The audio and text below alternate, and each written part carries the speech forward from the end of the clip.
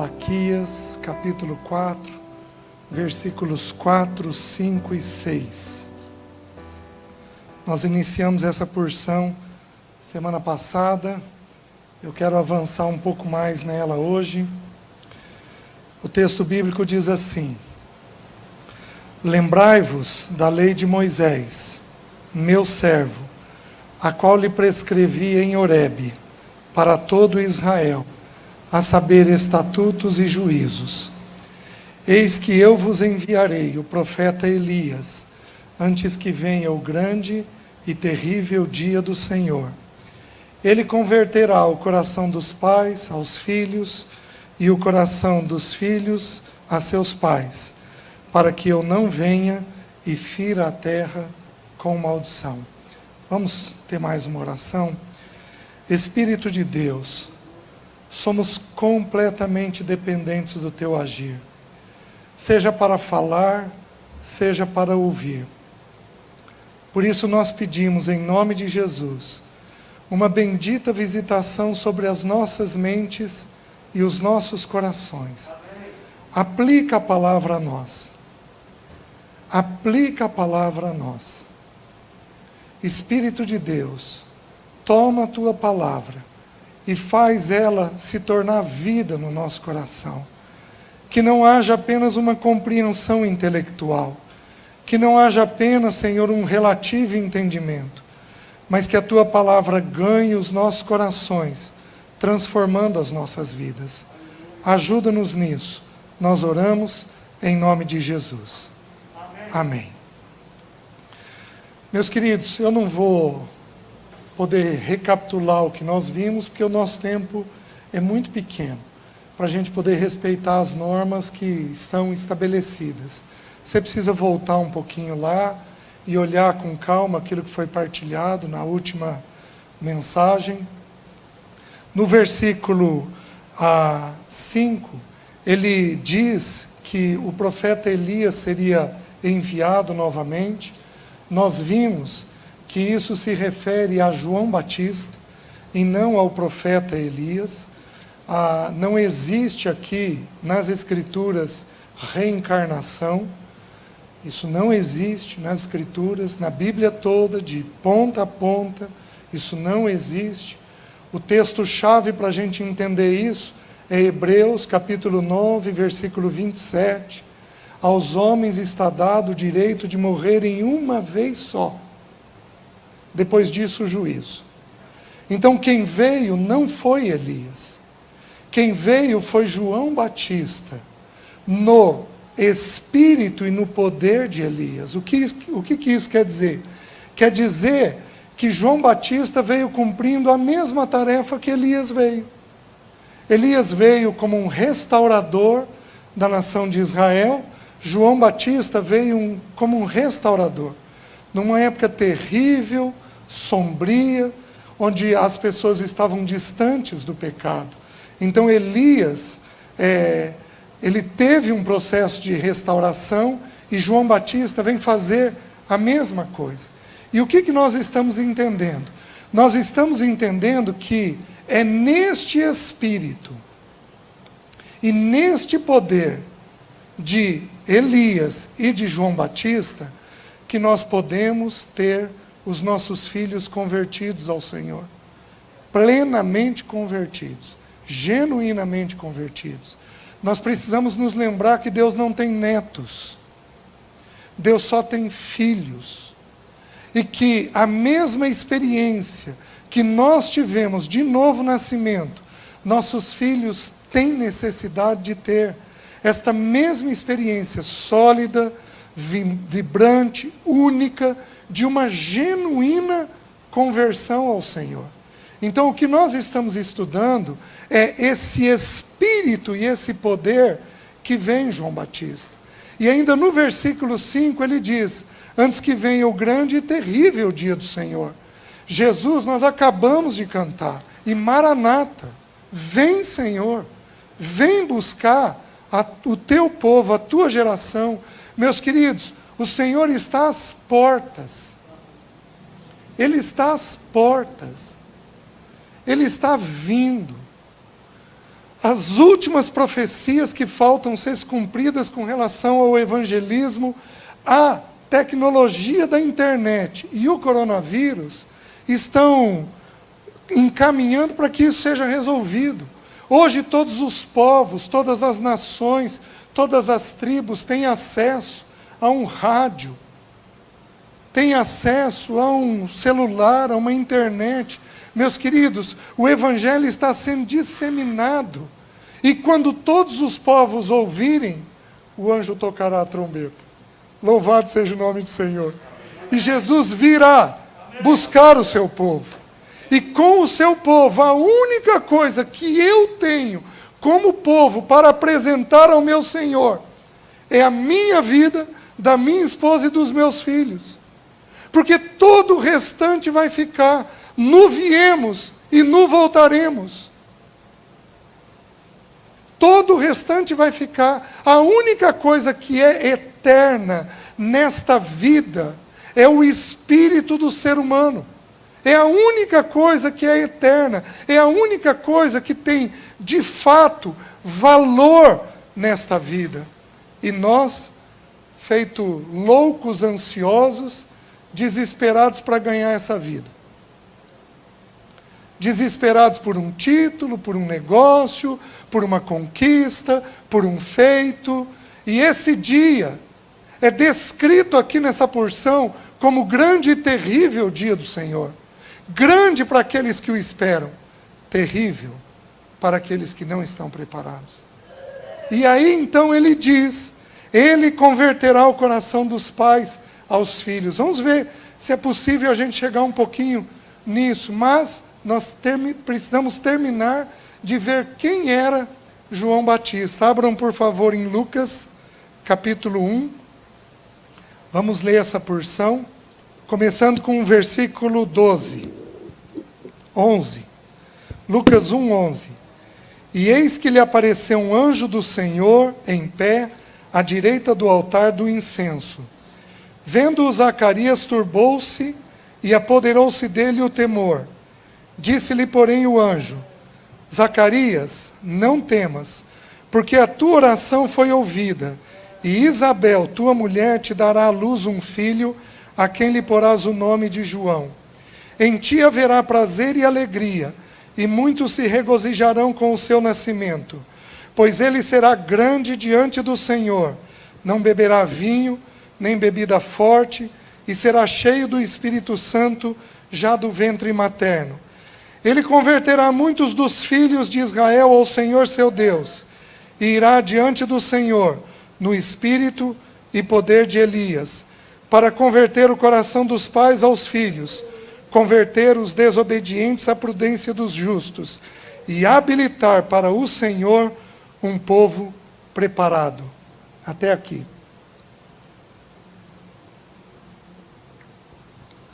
Quem é João Batista?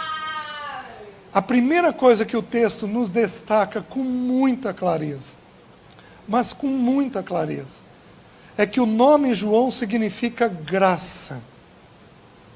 Então a primeira coisa que esse homem tinha era um espírito e um poder de graça.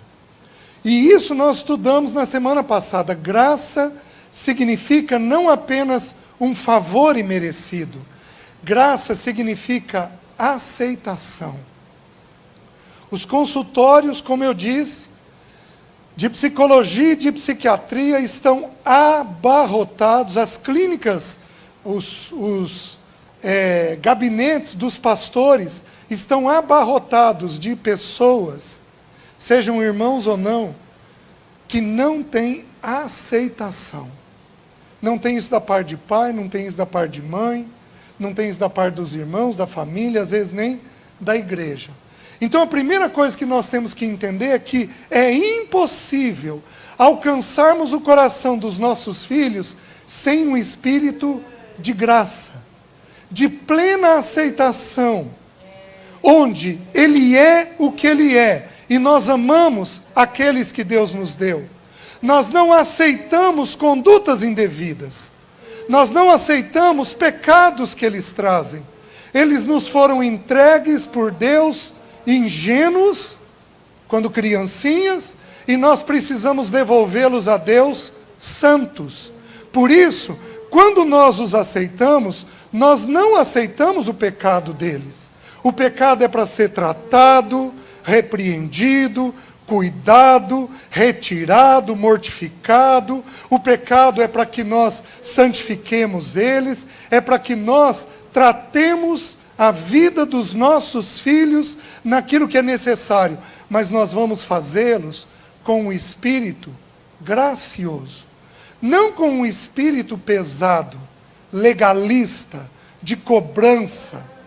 Muitos dos irmãos aqui são exigentes consigo mesmos e se tornam muito exigentes com seus filhos, sem terem e sem entenderem o que é o espírito da graça da parte de Deus. Negociamos com eles o tempo todo. Se eles nos fazem determinadas coisas, nós fazemos a eles. Mas, meus queridos, isso é legalismo. Isso é uma retribuição indevida. Porque na graça, Deus faz por nós sem que nós o mereçamos. Na graça, Ele nos visita, sem que nós retribuamos a Ele. Ele é um Deus completamente gracioso, que faz o sol vir sobre bons e maus, a chuva vir sobre justos e injustos. Então nossos filhos precisam ver em nós uma conduta de quem vai em direção a eles. A graça inicia o relacionamento. A Bíblia diz que quando Jesus deixou a glória que Ele tinha e se fez em forma de homem, nos diz, e isso é nos ensinado em Filipenses, aí nos diz no livro de João, que Ele veio sobre nós com graça sobre graça, cheio de graça. E Ele diz que Ele veio com a graça e a verdade. Nunca podemos falar uma verdade para os nossos filhos, se não for no espírito da graça, da plena aceitação. Em geral, falamos coisas verdadeiras, coisas corretas, mas falamos num espírito legalista, duro, cobrador, exigente, não num espírito de quem aceita plenamente aquele outro. Meus queridos, esse é o espírito e o poder de Elias, que converte o coração dos pais aos filhos e o coração dos filhos a seus pais, com um espírito completamente gracioso. Mas eu não posso parar aqui, há muitos textos sobre graça para nós vermos, mas não tem condições, o tempo não nos permite para olharmos isso, por isso eu quero avançar. O texto continua e diz assim: em ti haverá prazer e alegria, e muitos se regozijarão com o seu nascimento. Meus queridos, a segunda característica desse homem, João Batista, é que esse homem era alegre. É interessante que isso não é destacado para nós via de regra, porque nos é destacado que ele veio do deserto, que ele se vestia com pelos de camelo e que ele comia gafanhoto com mel. Então a gente supõe um sujeito sujo, pesado, grosseiro, duro, e esta não é a verdade. A verdade é que ele era alegre, ele tinha prazer. E muitos que estavam perto dele se regozijavam com ele, porque assim é um homem gracioso. As pessoas têm prazer de estar perto deles. Você quer ver se você tem graça ou não? É verificar se o teu filho te procura tentando se aconchegar em você. É verificar se os teus filhos, a tua esposa, o teu marido, eles te procuram buscando um ninho, um lugar de aceitação, um beijo, uma palavra favorável, um espírito leve, mas não. Vivemos na época da meritocracia. Então, se eles fazem, nós fazemos, mas esse não é o espírito do Senhor. Quando nós somos graciosos e não legalistas, não duros, não exigentes em demasia, mas apenas favoráveis, graciosos, como eu partilhei semana passada, charmosos, que é uma descrição de graça no Velho Testamento. Quando somos assim, as pessoas especialmente os da casa, têm prazer em nós, têm alegria em nós. Ele será alegre, ele terá prazer. Este homem foi alegre no ventre de Isabel. Vocês se lembram do texto? Quando Maria, mãe do Senhor, chegou para ver Isabel com 6 meses de gravidez, quando João, no ventre, ouviu a voz de Maria, mãe do Senhor, ele se estremeceu no ventre de Maria. O estremecer ali significa chacoalhar de prazer. Ele tinha prazer nas coisas do Senhor, que é a única coisa verdadeira nesta vida que dá um prazer sólido, definitivo. Sentamos com os nossos filhos para conversar de política, de números, de negócios, mas não sentamos com eles para partilhar as benditas histórias das Escrituras. Não sentamos com eles para pedirmos perdão dos nossos pecados. Não sentamos com eles para mostrar para eles a beleza do Senhor Jesus. O quanto nós temos uma amizade íntima e profunda com o nosso Senhor Jesus. Sentamos para tratar de negócios. Sentamos para exigir coisas. Não temos em nós o verdadeiro prazer da vida, que é encontrado apenas no nosso Senhor Jesus. Jesus, um pouquinho antes de subir na cruz do Calvário, lá no cenáculo, nos é descrito, na oração sacerdotal, o texto bíblico diz assim: Pai, eu oro para que o meu prazer esteja neles. Qual era o prazer do Filho? A plena presença do Pai, as virtudes do Pai, o amor do Pai, a misericórdia do Pai, a gentileza do Pai, a bondade do Pai, a firmeza do Pai, a santidade do Pai. Este era o prazer do Filho. Este era João Batista. Nossos filhos precisam ver isto em nós. Nossos filhos não precisam de um plano de saúde. Nossos filhos não precisam de um imóvel para depois que nós partirmos. Se pudermos dar tudo isso para eles, é uma dádiva, mas nossos filhos necessitam essencialmente do prazer que um ser humano pode ter na figura do Pai. Esta é a necessidade que os nossos filhos têm. E aí ele continua e diz assim: pois ele será grande diante do Senhor. Oh, meus queridos, eu conheço muito bem a realidade dos irmãos na cidade de Maringá. Eu sirvo a Deus e aos irmãos há 40 anos nessa cidade. Eu conheço muito bem como essa cidade, que foi uma cidade próspera. Você gostaria de viver em Sodoma? Não. Você gostaria? Não.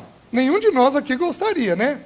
Pois eu vou te dizer, Maringá é muito parecido. Não por causa da questão da sexualidade. Sabe como é que o livro de Ezequiel descreve a cidade de Sodoma? Este foi o pecado de tua irmã, Sodoma.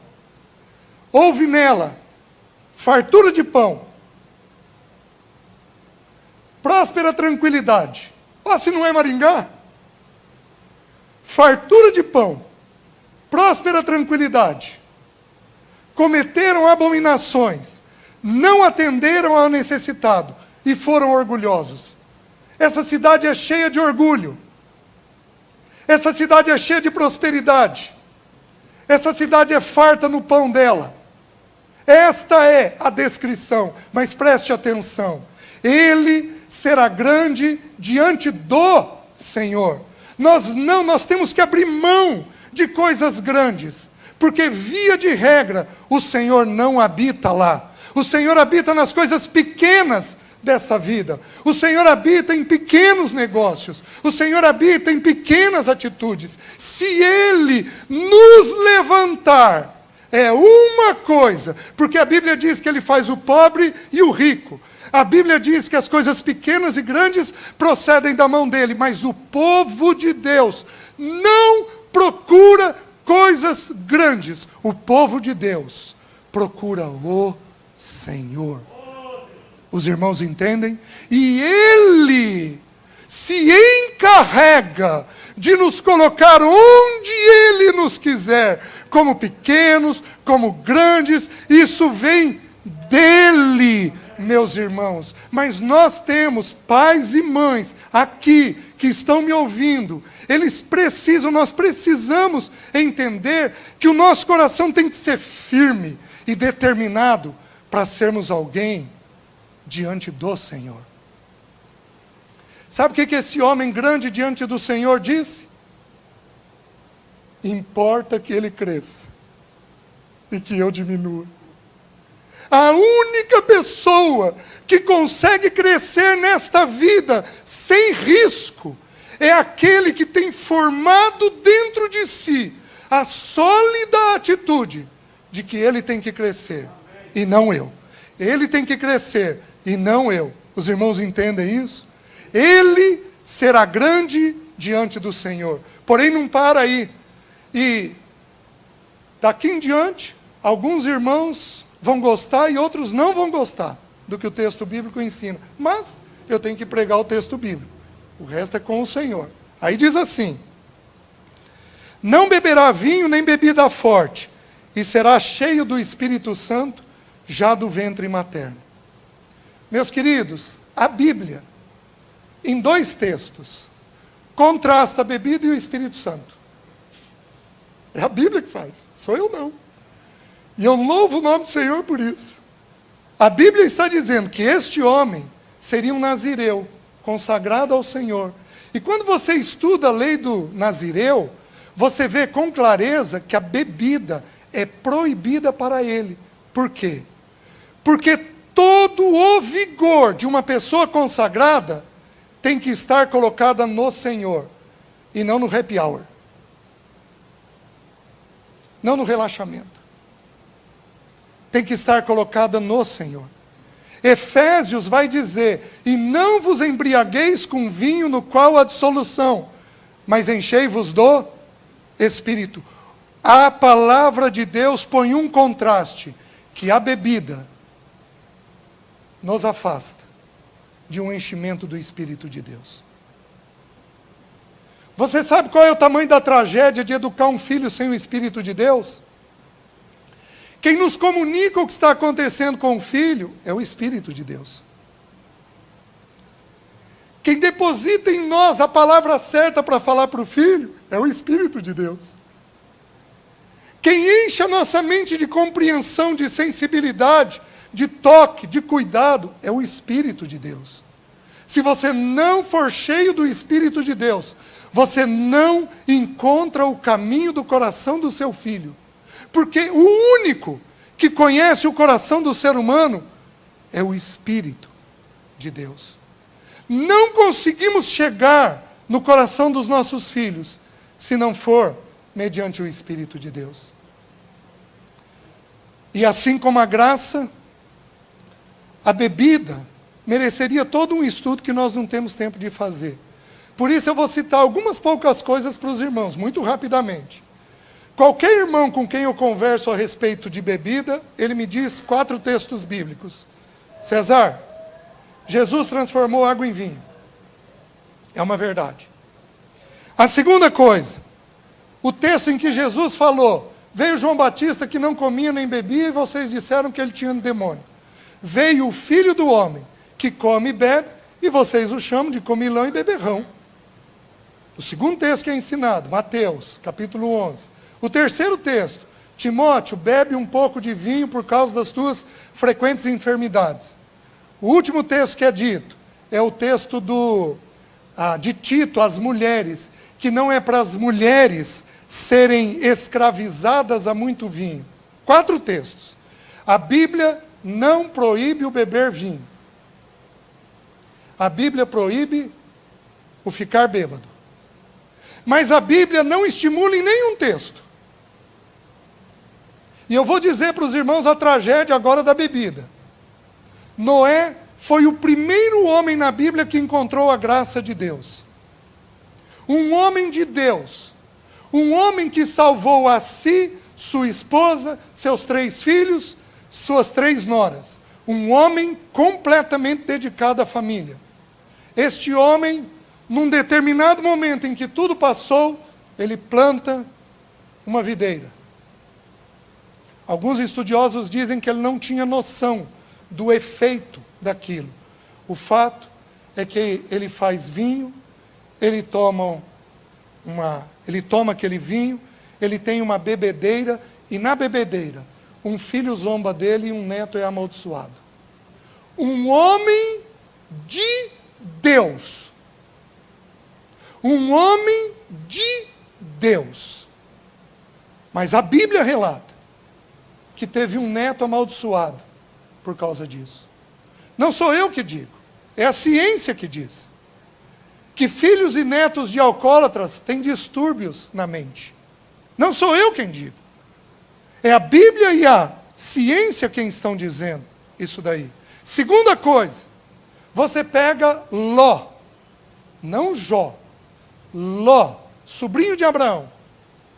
A Bíblia nos ensina no livro de Judas que ele era um justo, um homem convertido, morando dentro de Sodoma. E o texto bíblico diz que ele afligia a sua alma com o comportamento daqueles insubordinados. Então ele sofria com o pecado. Meus queridos, qual é a história? Deus o tira de Sodoma. Ele era um irmão. A sua esposa, muito possivelmente salva, porque ela virou uma estátua de sal. Sal é um símbolo na Bíblia de novo nascimento, porém, era uma mulher completamente mundana. O que aconteceu com suas 2 filhas? Deram de beber para ele. Se deitaram com ele, coabitaram com ele, e tiveram os 2 piores inimigos da nação de Israel, Moabe e Amon. Os moabitas e os amonitas. Um homem que num porre trouxe uma tragédia para sua casa. Aí nós temos Sansão, que era um nazireu, e a primeira coisa que ele descumpriu da parte do Senhor foi a questão da bebida. Nós temos um texto maravilhoso que depois eu queria que os irmãos olhassem isso em casa. Jeremias 35 diz assim: vai ter com os recabitas. A nação de Israel está para ser levada cativa, e Deus levanta uma tribo no meio da nação de Israel e diz para Jeremias: Jeremias, pega um grupo de pessoas aí, vai até os recabitas, os filhos de Recabe. E sabe o que Deus mandou Jeremias fazer? Põe diante deles vinho. E pede para que eles bebam. Está descrito lá no texto bíblico. Jeremias 35. E o texto diz que o patriarca da casa se levanta e diz: nosso pai Recabe nos ensinou que não é para nós tomarmos bebida. E nós não tomaremos bebida. Nosso pai Recabe nos ensinou a não sair para conquistar as coisas dessa vida. E nós não vamos conquistar. Nós seremos uma tribo sem lugar fixado. Meus irmãos, por causa da bebida, o texto diz que eles fizeram escolhas corretas a nível profissional e financeiro. Eu digo com toda a autoridade que eu tenho nessa cidade, e eu falo isso com profundo temor diante de Deus, com o joelho no chão. Eu digo isso para os irmãos. Muitos dos irmãos aqui bebem e nunca ficaram bêbados. Mas muitos dos irmãos aqui que bebem e nunca ficaram bêbados, tiveram seus filhos bêbados.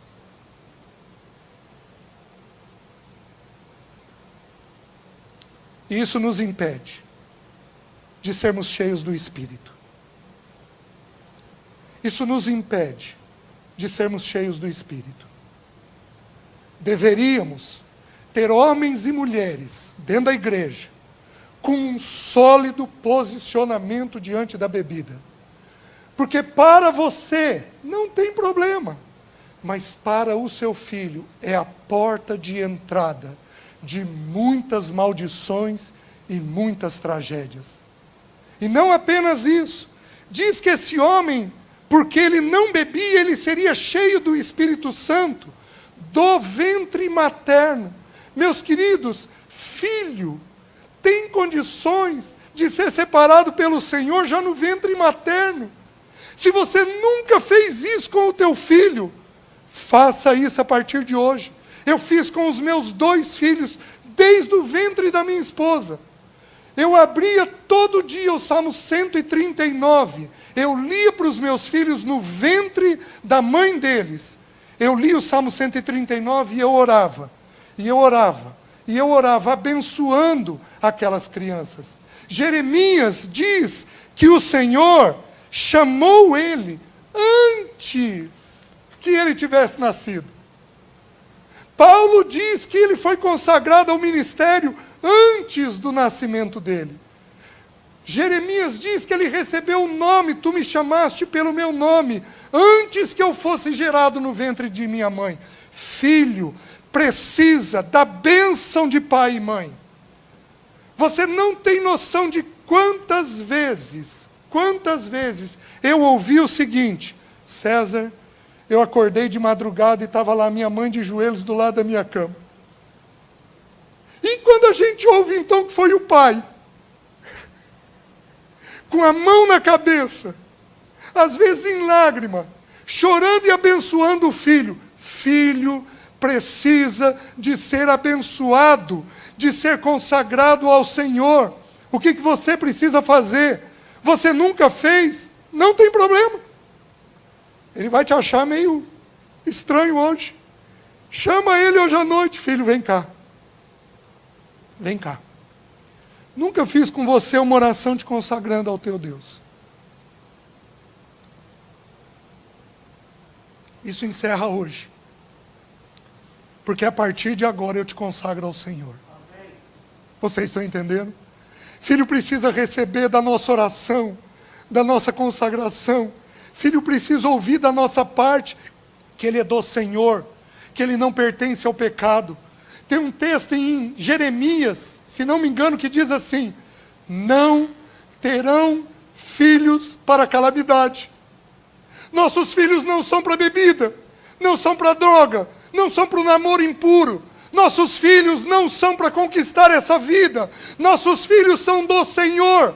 Eles não são para a calamidade, eles são para o Senhor, eles são para a igreja, eles são para os irmãos, eles são para a família, eles não são para qualquer pessoa, muito menos para qualquer situação. Eles precisam ouvir isto de nós constantemente. Meu filho, você está consagrado ao Senhor. Mamãe fez isso. E se prepare, porque o Espírito de Deus vai te cercar. Onde você for, o Espírito de Deus vai te cuidar. E se você trilhar caminho errado, o Espírito de Deus amorosamente cercará o teu caminho e não permitirá que você vá para ele. A mamãe ora, o papai ora, todo dia por isso, porque você não foi criado para a calamidade do pecado. Você foi criado para o Senhor. Os irmãos entendem? Aí o texto continua e diz assim: e converterá muitos dos filhos de Israel ao Senhor seu Deus, e irá diante do Senhor no espírito e no poder de Elias. Irá adiante do Senhor. Literalmente aqui o texto quer dizer o que para nós? Que João Batista foi o precursor do Senhor. Então ele iniciou pregando que Jesus estava vindo, e depois Jesus veio. Literalmente o texto diz isso. Só que preste atenção no que eu vou te ensinar. Até os 12 anos, os nossos filhos conhecem ao Senhor através de nós. O ser humano, ele precisa de pessoas para imitar. A Bíblia nos ensina isso. A Bíblia diz que Jesus era o unigênito, único, e se tornou o primogênito, o primeiro de muitos. Por quê? Porque todo filho precisa de alguém para se espelhar. Jesus é o nosso irmão mais velho. É nele que nós nos espelhamos. O apóstolo Paulo diz assim: sede meus imitadores, como eu sou de Cristo. O texto de Hebreus diz que é para imitar os nossos guias. E observando o fim da vida deles, porque não basta começar bem, os líderes têm que terminar bem. E observando o fim da vida deles, é para nós imitarmos a fé que eles tiveram. Presta atenção, filho precisa de modelo. Filho precisa de modelo. Nós vivemos numa região agrícola, às vezes agropecuária. Quando você faz uma cerca para um gado, para separar uma porção de pasto, você coloca um mourão. Um mourão é um pedaço de pau de um calibre maior. Você enfinca ele no chão. E aí você coloca paus menores, travessas menores, e você passa uma cerca de arame. Aquele mourão sustenta aqueles paus menores. Você está me entendendo? Deus precisa levantar mourões dentro da igreja. Nossos filhos precisam ter em nós homens mourões. Gente equilibrada com o trabalho, gente equilibrada com o dinheiro, gente que não bebe, gente que aprende a conversar, gente que confessa seus pecados, gente que ama profundamente o Senhor. Nossos filhos precisam de pessoas desta maneira. O Senhor precisa levantar pessoas que vão adiante dEle. Você está me entendendo? Quando você põe a cabeça do filho no ombro, quando você, como mãe, faz um cafuné na cabeça dele, sabe quem você está representando? Deus Pai. Porque a Bíblia diz que o filho habitava no seio do Pai. Seio é esse osso frontal. É aqui que o filho habitava. Você representa Deus. Quando você é um modelo para o teu filho, filho, papai já fez dessa forma, isso foi pecado, foi errado, eu gostaria que você agisse assim. Olha para o papai, é assim que o papai age. Quando você faz isso, seu filho está tendo um irmão mais velho, que é Jesus. Quando somos gentis, dóceis, provedores, cuidadosos, sem cobrança, nossos filhos estão tendo a visão adequada de Deus Pai. Ele irá adiante do Senhor. Amém? Curva a sua cabeça, deixa eu orar. Senhor, nos ajuda. Tem profunda misericórdia de nós. E nos ajuda. Nos ajuda para sermos essas pessoas no espírito e no poder de Elias. Só pelo teu espírito. Converte o coração dos pais aos filhos. Converte o coração dos pais aos filhos. Para que o Senhor não venha e fira a terra com maldição. Põe arrependimento no coração de todos nós. A começar do meu coração.